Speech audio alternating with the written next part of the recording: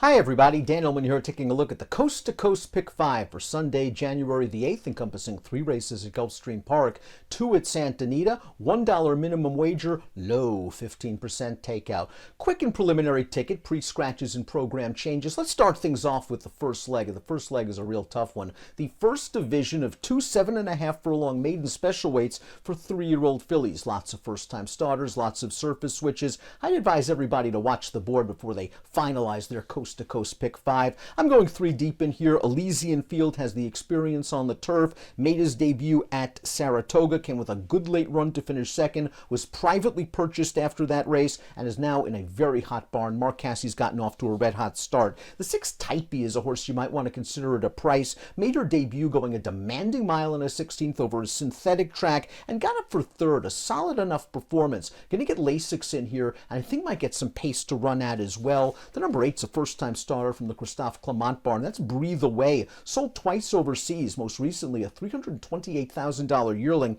This horse has some pedigree. He full sister to a grade 3 winning turf horse named Simply Breathless. Lots of ways to go in there. I narrowed it down to those 3. Leg B is race number 8. It's the second division of this maiden special weight, going 7.5 on the turf, and I went 3 deep again. Clement first-time starter Lorana, a half-sister to Epping Forest, a juvenile debut winner and a stakes place turf runner out of a half-sister to Florida Derby winner Vicker. So there's turf in here, there's class in here. Clement does well with first-time starters. This horse drew well in post position too. The 7 Bo Derek, while not a perfect 10 in her career debut, ran quite well. That race was on dirt over a sloppy track, and she pushed a very talented horse. A horse that not only won that race by open lengths, but then came back to win a stake at Churchill Downs with a 78 Beyer speed figure. I don't mind Bo Derek switching surfaces and stretching out for Pletcher. The dam's a half-sister to Florida Derby winner Materiality. The 11 Moral Turpitude has the turf form.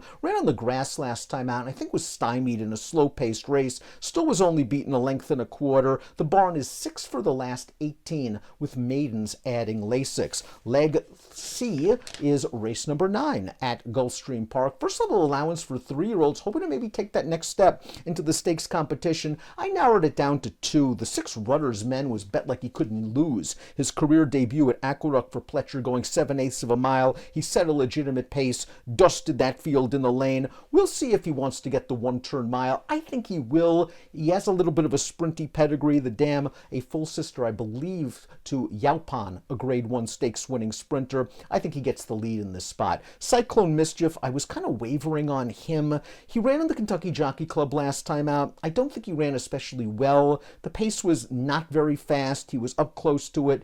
But I think that competition was just a little bit too tough. I like the winner Instant Coffee. The 5th horse came back to be stakes placed on New Year's Day at Oaklawn with an 81 Beyer speed figure. Out to the Great Race Place for race number 5. This is a condition claimer going 1 mile and 1/8 on the turf, and I'm going to single in here. Not necessarily against my better judgment, but I'm going to be hoping for Flint Stroll, who has been the beaten favorite in his last 2 races, to appreciate the class relief. He was 3rd last time out for a $50,000 starter allowance. He's in for a tag. The last time he was offered for sale, he finished 1st, was disqualified and placed 2nd. The horse that beat him last time out just seems better than what he's facing in here. That horse came back to run 2nd with an 86 Beyer in a similar $50,000 starter allowance. And we will conclude with the race number 7 at Santa Anita. And I'm going to go 2 deep in here. Excelia, Always at Ease, both dropping out of stakes races. I like Excelia cutting back in distance, a sprint winner overseas, now going route to sprint with Lasix on. Always at Ease seems better sprinting. Throughout the first 2 races on turf going long. The last race on synthetic hinted that she can step with these kind of horses. That is my Coast to Coast Pick 5 for Sunday, January the 8th. Good luck.